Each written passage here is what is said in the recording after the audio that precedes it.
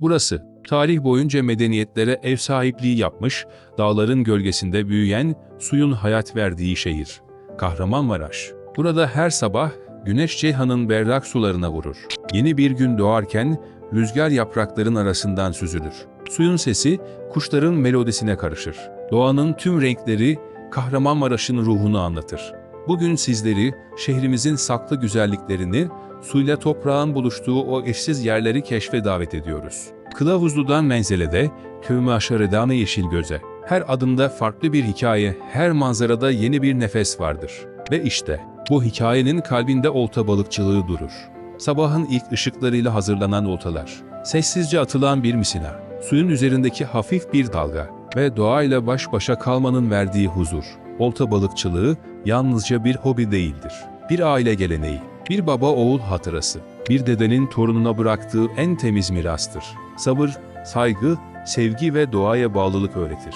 Bugün birçok aile hafta sonlarını Kılavuzlu kıyılarında geçiriyor. Çocuklar koşuyor, anneler doğayı izliyor. Babalar evlatlarına ilk oltalarını tutturuyor. Ve suyun kenarında geçen o anlar bir ömür unutulmayacak kadar kıymetli. Kahramanmaraş yalnızca tarihiyle değil, suyu ve doğasıyla da güçlü bir şehir. Göllerimiz, barajlarımız, derelerimiz. Buralarda yaşayan balıklar, kuşlar, bitkiler. Hepsi bu coğrafyanın bize emaneti. Şehrin balıkçıları olarak amacımız, bu güzellikleri korumak, gelecek nesillere daha temiz, daha sağlıklı bir doğa bırakmak. Her çektiğimiz görüntü, her attığımız adım bu mirası yaşatmak içindir. Kılavuzlu'nun serin suları, Ceyhan'ın kıvrılan yolu, Menzelet Barajı'nda güneşin batışı, Yeşilgöz'ün büyüleyici mavisi. Hepsi bu şehri özel kılan yüzlerce güzellikten sadece birkaçı.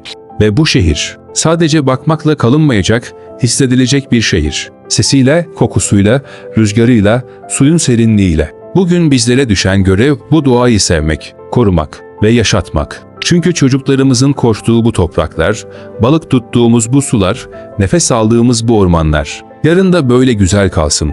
Şehrin Balıkçıları Kahramanmaraş Amatör ve Sportif Olta Balıkçılığı Derneği olarak sizleri doğanın kalbine davet ediyoruz.